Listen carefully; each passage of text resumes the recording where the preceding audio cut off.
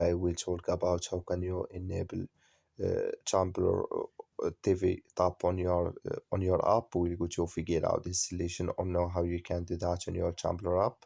All you have to do, you just go down, click on this sign down here. When you click on it, it's going to take you to this list on your profile. Then all you have to do now, you just go above this sign, click on it here. When you click on it, it's going to take you to this list. Then you click here on account settings. So then it's going to take you to this list here. Then you go down, just keep going down here. Then you come here to labs, click on it. When you click here on labs, it's going to take you to this list. Then you go down here, you come here to Tumblr TV tab, you click in this sign. Sorry, you click in this sign here. That like you see this color show for us.